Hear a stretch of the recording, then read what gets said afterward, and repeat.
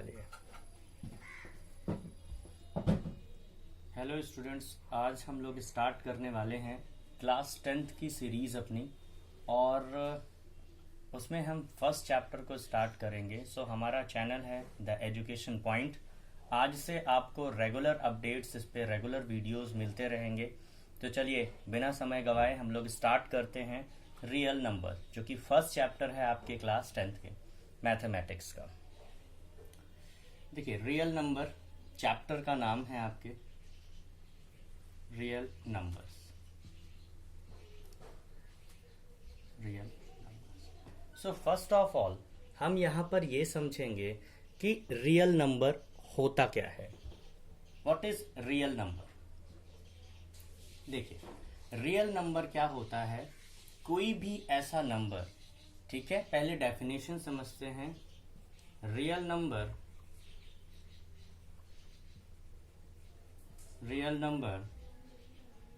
is composition of all numbers। जितने भी numbers आपने पढ़े हैं अभी तक, जितने भी नंबर्स पढ़े हैं, उन सब का क्या होता है? कॉम्पोजिशन होता है। फॉर एग्जाम्पल अगर हम देखेंगे कि किस किस का कॉम्पोजिशन होता है, for example rational, irrational, natural number,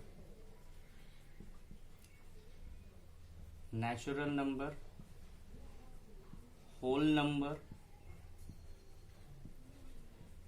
number,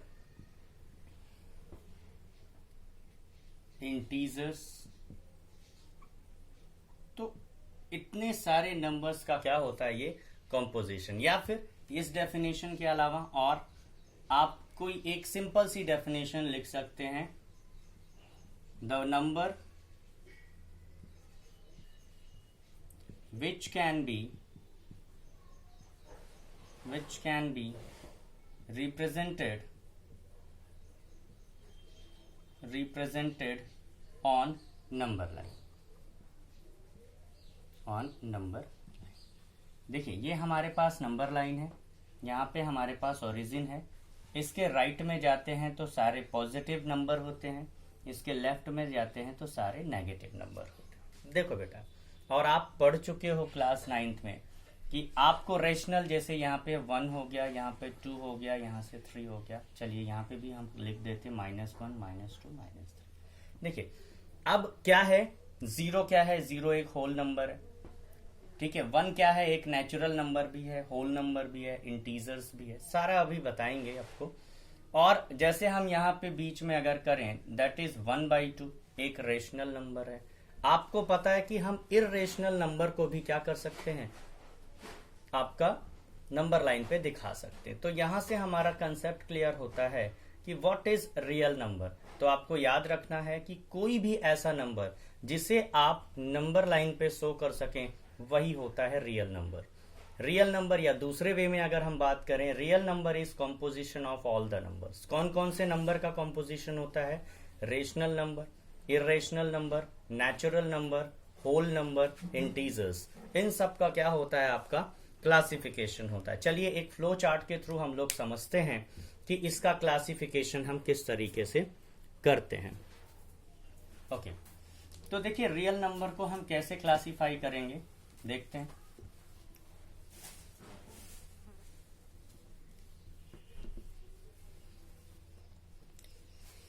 चलो रियल नंबर का क्लासिफिकेशन करते हैं। रियल नंबर, देखिए, रियल नंबर को फर्स्ट जो क्लासिफिकेशन होता है वो होता है रेशनल में, और सेकेंड वन हमारा होता है जी इर्रेशनल।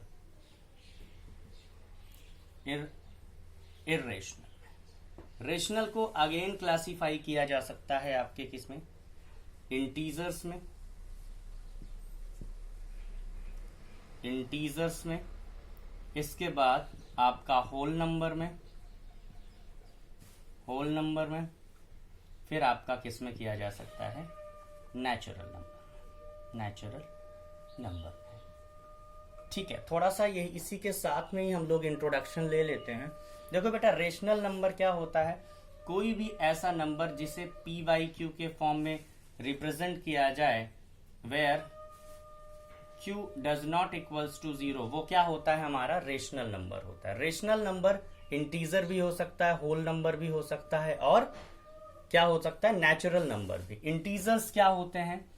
इंटीजर्स आपको पता है माइनस इनफाइनाइट से लेकर के प्लस इनफाइनाइट तक का कोई भी नंबर आपका क्या होगा? इंटीजर्स होने चाहिए। लेकिन इंटीजर्स में नंबर कभी भी फ्रैक्शन में नहीं आते। जैसे 1 ले लीजिए, 2 ले लीजिए, 4000 ले लीजिए, -1000 ले लीजिए, कुछ भी लीजिए, negative minus infinite to plus infinite. Whole number की बात करते हैं, ये 0 से स्टार्ट होता है, आपका कहां तक जाता है? 0 to infinity. Natural number will start from 1 and it goes to infinity. तो बात की जाती है कि भाई नेचुरल नंबर रेशनल कैसे? मान लीजिए 2 क्या है? 2 एक नेचुरल नंबर है। अच्छा, एक से एक चीज और हम यहाँ पे कर लेते हैं। देखिए, इंटीजर्स को हम कैपिटल Z से रिप्रेजेंट करते हैं, होल नंबर को हम W से रिप्रेजेंट करते हैं, नेचुरल नंबर को हम क्या करते हैं? कैपिटल N के साथ में रिप्रेजेंट किया जाता है। तो Z रिप्रेजेंटेशन है किसका? इंटीजर को रिप्रेजेंट करता है, होल नंबर को रिप्रेजेंट करता है W, और नेचुरल नंबर को रिप्रेजेंट करता है आपका rational natural number, capital N से रिप्रेजेंट किया जाता है। तो ये सारी चीजें हैं आपको। जैसे 2 हमारा एक नेचुरल नंबर है, 2 belongs to natural number, right? ये बिलोंग्स टू का साइन है। तो क्या 2 एक रेशनल नंबर है? हाँ भाई, रेशनल नंबर है। कैसे? 2/1 लिख दिया, देखो हमने p बाई क्यू के फॉर्म में हमने लिख दिया, तो 2 भी एक रेशनल नंबर है। अब कभी कभी बच्चों को कंफ्यूजन होती है, क्या 0 एक रेशनल नंबर है? राइट, 0 भी रेशनल नंबर है, क्योंकि हमने 0 को भी p बाई क्यू के फॉर्म में लिख दिया। कोई भी ऐसा नंबर जिसे हम p बाई क्यू के फॉर्म में लिख सकें, वो क्या होता है? रेशनल होता है। और जिसे हम p बाई क्यू के टर्म में रिप्रेजेंट नहीं कर सकते हैं, वो क्या होता है? हमारा इरेशनल होता है। तो चलिए अपने टॉपिक पे मूव करते हैं, आगे बढ़ते हैं।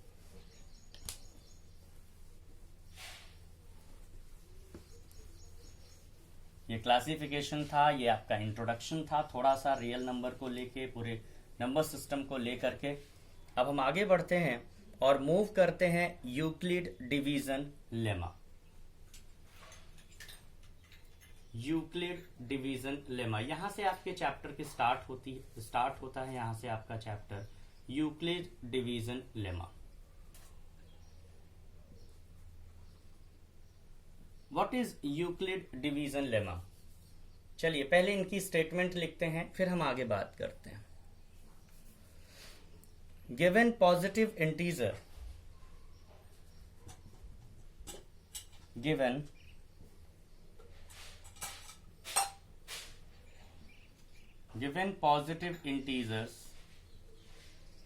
positive integers a and b, अगर हमारे पास 2 पॉजिटिव इंटीजर ए और बी दिया हो, there exist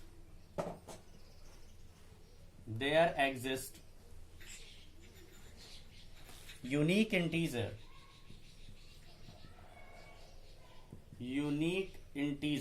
there exist unique integer Q and R। देखिए हमारे पास A और B, हमें दो पॉजिटिव इंटीजर दिया गया है, and there exist unique integer Q and R such that, इस तरीके से, सच दैट कि A इज इक्वल्स टू क्या हो? हमारा BQ प्लस R हो, और जहां पर जो R है वो कैसा होना चाहिए? 0 या 0 से ज्यादा होना चाहिए, बट लेस देन B।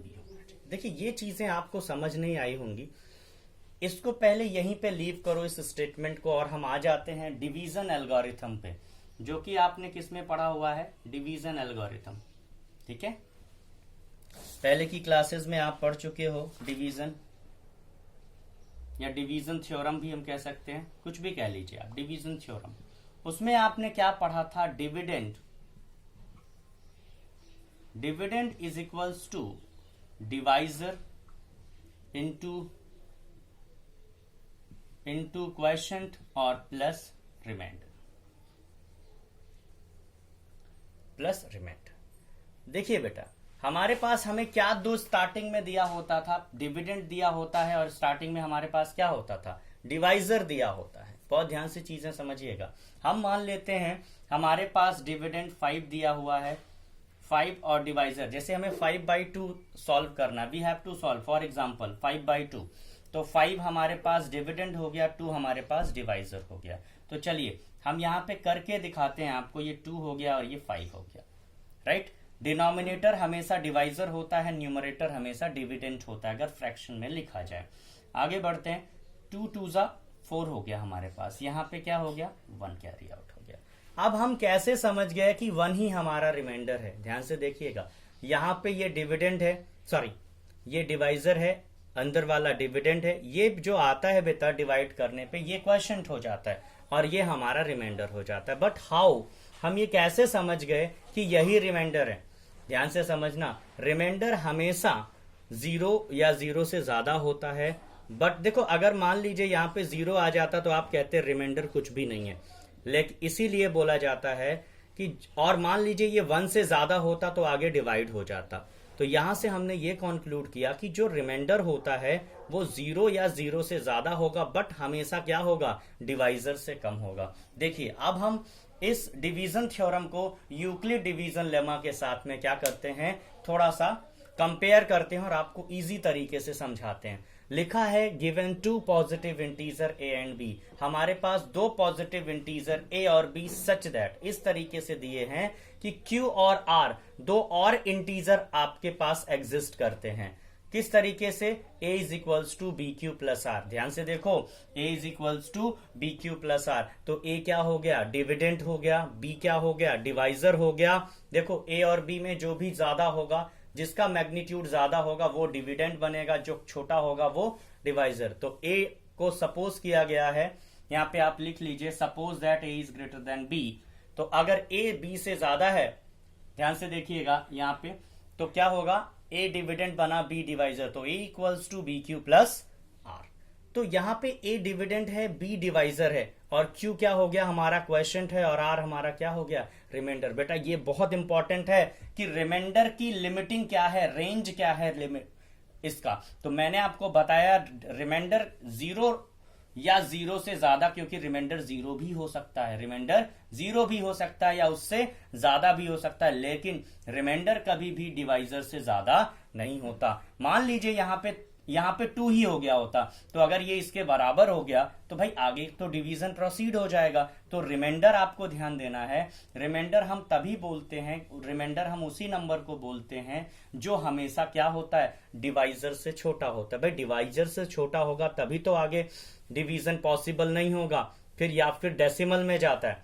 तो यहां से क्लियर हो गया होगा, ये इंपॉर्टेंट है, आपसे एग्जाम में भी 1 मार्क्स के क्वेश्चन पूछ लिए जाते हैं कि आपका रेंज क्या होता है रिमाइंडर का। तो जब भी रिमाइंडर का रेंज पूछा जाए, इस बार भी 2019 जो आपका 2020 वाला जो अभी प्रीवियस एग्जाम हुआ था, इस एग्जाम में भी पूछा गया था एमसीक्यू क्वेश्चन में कि आप क्या हुआ, आप रेंज बताइए आर की रेंज क्या है। तो आपको जब भी आर की रेंज पूछा जाए, आर मींस रिमाइंडर, तो आपको ध्यान देना है रिमाइंडर क्या होता है। ध्यान से देखिए, 0 या 0 से ज्यादा होगा, बट हमेशा क्या होगा, b से कम होगा, और b यहाँ पे क्या है, डिवाइजर है। a क्या है, डिविडेंड है, q क्या है, क्वोशिएंट है, r क्या है, रिमाइंडर है। चलिए अब हमें ये बात बिल्कुल क्लियर हो चुकी है, what is Euclid division lemma. बात करते हैं यहाँ पे एक छोटी सी बात जो आपसे अक्सर पूछ ली जाती है, what is lemma and what is algorithm. ध्यान से देखिएगा, लेमा क्या होता है और एल्गोरिथम क्या होता है। बहुत से बच्चों को ये कहानी पता नहीं होती कि भाई एल्गोरिथम और लेमा में क्या डिफरेंस होता है। ध्यान देना बेटा, एल्गोरिथम क्या देती है, आपको कुछ प्रोसीजर देती है। एल्गोरिथम आपको बताता है क्या,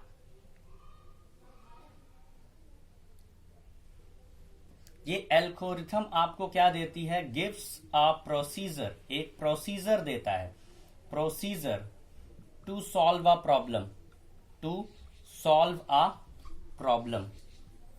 आपको एक प्रोसीजर देता है कि कैसे कोई चीज सॉल्व होता है, और एल्गोरिथम।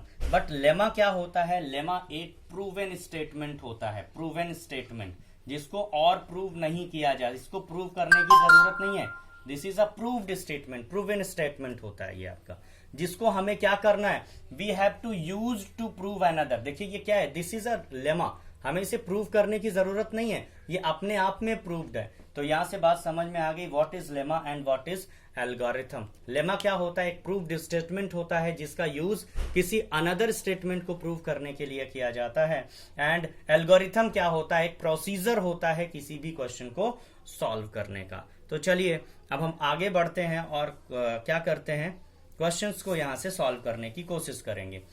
सो अब हम मूव करेंगे, हमारा जो इंट्रोडक्शन पार्ट था, हमने इतनी कहानी पढ़ ली है कि हम आराम से एक्सरसाइज फर्स्ट को सॉल्व कर सकते हैं। तो we move to the exercise number 1 and we will try to solve the questions given in your NCERT book.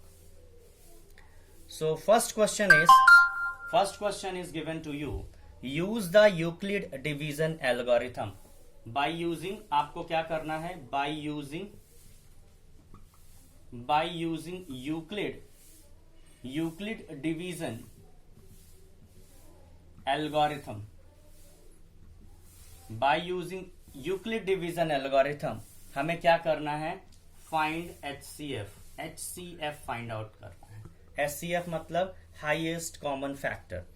तो फर्स्ट पार्ट है हमारे पास, दैट इज 135 एंड किसके 225। देखो बेटा, अब आपको क्या करना है, आपको याद होगा जब हमने यूक्लिड डिवीजन लेमा पढ़ाया था, बहुत ध्यान से देखिए, यूक्लिड डिवीजन लेमा जो आपको पढ़ाया था, देखो लेमा से यहां कंफ्यूज मत हो, लेमा एक स्टेटमेंट होता है, प्रूव्ड स्टेटमेंट, और यहां एल्गोरिथम लिखा है तो एल्गोरिथम एक प्रोसेस देता है। ध्यान से देखिए, यहां पे हमने पढ़ाया था बेटा A is equals to BQ plus R, जहां पे बोला गया था कि A और B आपको 2 नंबर दिए जाएंगे, ठीक है, जो बड़ा होगा वो डिविडेंड बन जाएगा। तो ध्यान से देखिए यहाँ पे कौन सा बड़ा है, 225 इज ग्रेटर देन 135, तो बेटा 225 हमारा डिविडेंड बन गया और 135 क्या हो गया, डिवाइजर हो गया। बोला गया था ये इस तरीके से एग्जिस्ट करेंगे, equals to BQ plus R, और जहां पर R की लिमिट क्या होगी, 0 या 0 से ज्यादा होगा बट B से कम होगा। तो अब हमने यूक्लिड डिवीजन लेमा करके ये चीज जान ली कि इसमें कौन सा डिविडेंड होगा, कौन सा डिवाइजर होगा। अब हम आगे प्रोसीजर आगे बढ़ाते हैं। चलिए कि अब हम क्या करेंगे, जरा सा ध्यान से देखिएगा। अब इनको डिवाइड करेंगे, 135 से डिवाइड होगा आपका 225। आई थिंक सो कि 1 टाइम्स ही जाएगा, 1 टाइम गया आपका 135। चलिए इनको माइनस करिए, यहाँ पे 0 आया, यहाँ पे 12 बनेगा, 12 में से 3 जाएगा, दैट इज 9।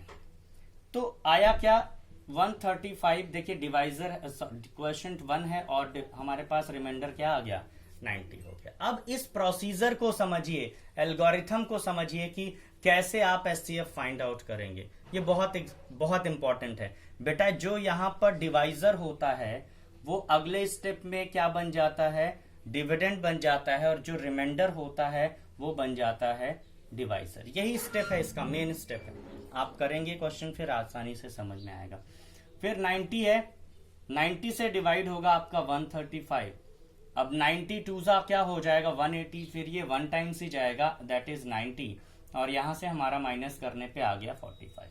तो 90 इंटू 1 प्लस का 45। अब फिर से वही बात, ये क्या बनेगा, 90 जो आपका डिवाइजर है वो डिविडेंड बन जाएगा। ध्यान देखिएगा, जो डिवाइजर है वो डिविडेंड बन गया और रिमाइंडर क्या बन जाता है, डिवाइजर। अब आप सबको पता है कि 45 से अगर हम 90 को डिवाइड करें तो 45 2 ज़ा 90, राइट। तो यहां पर अब रिमाइंडर नहीं बचा, 45 इंटू 2 प्लस 0, राइट। तो अब ध्यान से देखिए, हमारे पास हमें इसे तब तक करना था जब तक कि रिमाइंडर 0 ना आ जाए। रिमाइंडर 0 आ गया मतलब हमारा काम खत्म हो गया। तो यहां पर HCF क्या हुआ, HCF हमेशा वही होता है जो लास्ट में डिवाइजर होता है। तो 45 क्या हो गया, HCF हो गया। तो कैसे लिखेंगे इसको भी सीखिए, HCF of 135, 225 is equals to 45। तो ये देखो, अब लेमा क्या हुआ, एक एक स्टेटमेंट को यूज लिखने में लेमा का यूज हो रहा है, बट ये जो पूरा प्रोसीजर है इसको क्या बोलेंगे, एल्गोरिथम, क्योंकि ये क्या दे रहा है आपको, एक प्रोसेस दे रहा है क्या करने के लिए, HCF को फाइंड आउट करने के लिए। ठीक है। इन सच अ वे आपको क्वेश्चन नंबर 1 के सारे पार्ट सॉल्व करने हैं। बट हाँ, एक चीज आपको ध्यान देना है कि जो डिवाइजर होता है वो क्या बन जाता है, डिविडेंड बन जाता है, डिविडेंड बन जाता है। ये आपका मेन स्टेप है। और फिर जो रिमाइंडर होता है, ध्यान से देखना, जो रिमाइंडर होता है वो क्या बन जाता है, आपका डिवाइजर बन जाता। तो ये बात अगर आपको याद है, जब आप इस प्रोसेस को देखिए, यहाँ पे ये डिविडेंड है, ये डिवाइजर है, ठीक है, और ये क्वेश्चन है, ये रिमाइंडर है। तो डिविडेंड ये क्या हुआ, डिवाइजर था, यहाँ पे डिविडेंड बन गया, ये रिमाइंडर था, यहाँ पे डिवाइजर बन गया। तो ऐसे ही हर एक प्रोसेस में आपका होगा। इन सच अ वे हमने क्वेश्चन नंबर 1 को सॉल्व किया, बाकी के पार्ट आपको यही चीज यूज करके आपको सॉल्व करना है। So we move to the question number 2 now.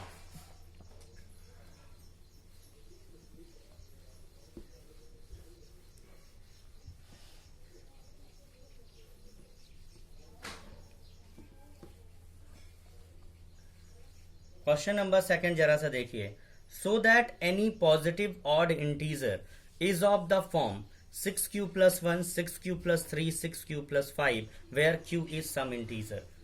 Question number 2 अपने को दिया गया है कि कह रहा है कि कोई भी पॉजिटिव ऑड इंटीजर, कोई भी पॉजिटिव ऑड इंटीजर जो होगा वो किस फॉर्म का होगा, जरा सा हम लिख लेते हैं। क्या हमें प्रूव करना है, कोई भी पॉजिटिव ऑड इंटीजर। देखिए अभी अच्छी सी ट्रिक बताएंगे कि आपको कैसे सॉल्व करना है।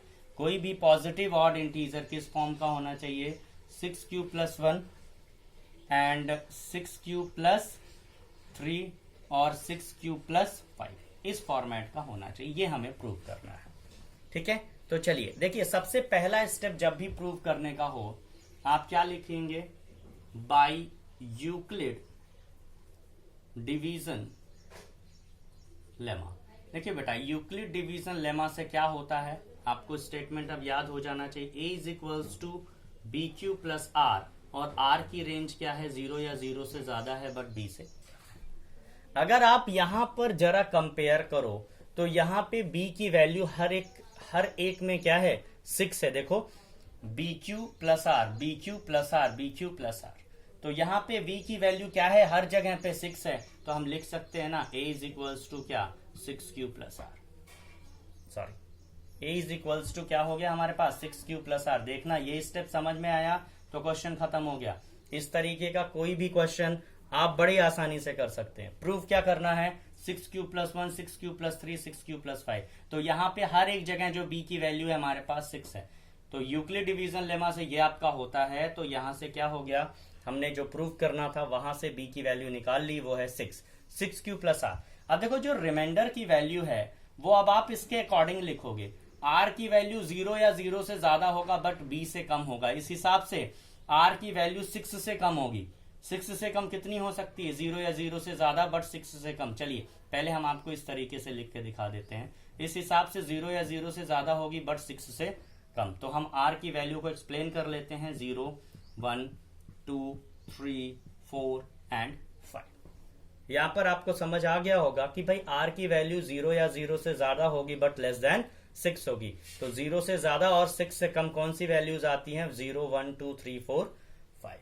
चलिए now we move to the, अब हम क्या करेंगे, हमें एक एक केस यहाँ पे डिस्कस करना पड़ेगा। जैसे 5 आपके बन रहे हैं, 6 आपके बन रहे हैं, तो 6 केसेस हम यहाँ पे डिस्कस करेंगे 1 by 1। तो केस नंबर 1 हम लेते हैं यहाँ पे। केस फर्स्ट जो हमारा होगा उसमें क्या होगा कि when r is equals to 0। जब हम कहेंगे कि जब r की वैल्यू क्या है, हमारे पास 0 है, उस समय क्या होगा, जब r की वैल्यू 0 है तो a इज इक्वल्स टू क्या हो जाएगा, 6q। अब देखिए a is equals to 6q even है या ऑड है, इस चीज को समझिए जरा सा। यहां पे q क्या हो सकता है, कोई भी पॉजिटिव इंटीजर है। भाई कोई भी पॉजिटिव इंटीजर आप रख के देखिए। 6 इंटू 1 क्या आएगा, 6। 6 इंटू 2 क्या आएगा, 12। 6 इंटू 3 क्या आएगा, 18। 6 इंटू 4 क्या आएगा, 24। 6 इंटू 5 क्या आएगा, 30। तो हम ऑब्जर्व क्या कर रहे हैं, चाहे ऑड से मल्टीप्लाई कर रहे हो, देखिए ऑड से मल्टीप्लाई कर रहे हैं 1, 3, 5 तो भी इवन आ रहा है, और जब इवन से कर रहे हैं तो भी क्या आ रहा है, इवन ही आ रहा है। तो मतलब क्या हमने यहाँ पे निकाला मतलब ये हमने कंक्लूड किया कि किसी अगर इवन नंबर से इवन नंबर को किसी भी नंबर से मल्टीप्लाई किया जाए, किसी भी पॉजिटिव नंबर या किसी भी नंबर से मल्टीप्लाई करें तो रिजल्ट हमारा क्या आता है, हमेशा इवन आता है। तो हम यहां पे लिखेंगे if any number is multiplied bye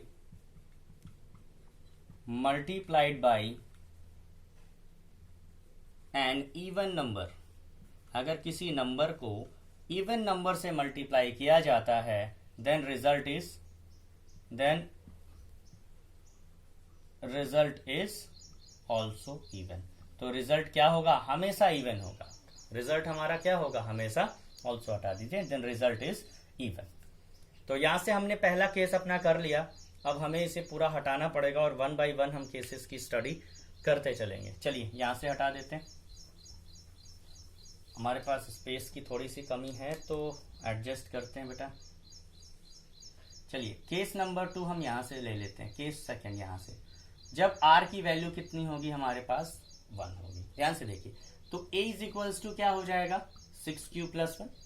देखो हम ये प्रूव कर चुके, a is equals to 6q क्या है, इवन है। a is equals to 6q हमारे पास क्या है, इवन नंबर हमारे पास दिया है। तो भाई इवन है और 1 क्या है, ऑड है। तो इवन में ऑड ऐड करेंगे तो क्या लिखेंगे, यहां पे सीधे लिख दो इवन प्लस ऑड क्या होता है, हमेशा ऑड होता है। ये सबको पता होगा, इवन में ऑड ऐड करो तो रिजल्ट क्या हो गया, ऑड। मतलब 6q प्लस 1 कैसा हो गया, एक ऑड नंबर। अब मूव करिए केस थर्ड पे, फर्स्ट हो गया, सेकंड, थर्ड केस। जब r की वैल्यू आप 2 लेते हो तो यहाँ पे क्या लिखोगे, a is equals to 6q plus 2। देखो हमने बहुत आसानी से 6q को क्या प्रूव किया, इवन। तो बेटा 2 भी क्या है, इवन है। तो आप क्या लिखोगे, even plus even and result is also even. ठीक है, तो 6q प्लस 2 कैसा है, एक इवन नंबर है। Now we move to the case number 4। Case 4 क्या है, जब आप r की वैल्यू 3 प्लेस करने वाले हो। जब हम r की वैल्यू 3 प्लेस करते हैं तो a इज इक्वल्स टू क्या हो गया, 6q प्लस 3। बेटा 6q इवन है और ये ऑड है, फिर से वही कहानी लिखिए, क्या, even plus odd is equals to odd, है ना। अब हमारे पास 2 केसेस और बचे हुए हैं, बट स्पेस की कमी है तो हमें उसे हटाना पड़ेगा। यहां से हम हटा देते हैं चीजें। देखिए अब क्या होगा, केस नंबर 4 हो गया हमारे पास, और केस 5th हम लोग लेते हैं यहाँ पे। जब r की वैल्यू क्या होगी, r इज इक्वल्स टू 4। तो r इज इक्वल्स टू 4 तो a इज इक्वल्स टू क्या हो जाएगा, 6q प्लस 4। अगेन हमारे पास बात चलेगी, even plus even is equals to even. मतलब 6q प्लस 4 भी इवन है। और केस लास्ट इस बार है 6 वाला केस, तो r की कितनी value, r is equals to 5 consider करेंगे और a इज इक्वल्स टू क्या था, 6q प्लस 5। बेटा लिखेंगे इवन प्लस ऑड और हमारे पास आंसर क्या आता है, तो समझिए चीजों को। आपको यही तो कहा था, आपको क्या प्रूव करना था, ध्यान से देखिए। आपको प्रूव करना था कि क्यू कोई भी पॉजिटिव, कोई पॉजिटिव वैल्यू है, क्यू जहां पे कोई पॉजिटिव वैल्यू है तो कोई भी ऑड इंटीजर किस फॉर्म का होगा, 6q प्लस 1। देखो हमने प्रूव किया ना, 6q प्लस 1 एक ऑड है। फिर बोला गया था 6q प्लस 3, देखो हमने यहां पे भी प्रूव किया ना, 6q प्लस 3 क्या है, ऑड है। फिर बोला गया था जी 6q प्लस 6q प्लस 5 ये भी ऑड है। देखिए हमने ये प्रूव कर दिया। तो अब आपको क्या करनी है, सिंपल सी एनसीईआरटी की स्टेटमेंट लिख देनी है। सो यहां पे देखिए और क्वेश्चन खत्म हो जाएगा। So any positive odd integer, तो एनी पॉजिटिव ऑड इंटीजर, कोई भी पॉजिटिव ऑड इंटीजर किस फॉर्म का होगा, इज ऑफ द फॉर्म, किस फॉर्म का होगा बेटा, 6q plus 1, 6q plus 3 and 6q plus 5।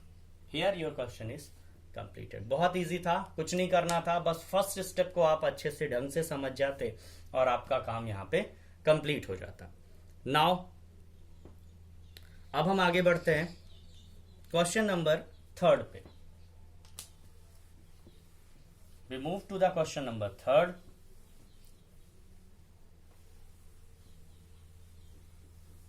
Question number 3 पे मूव करते हैं।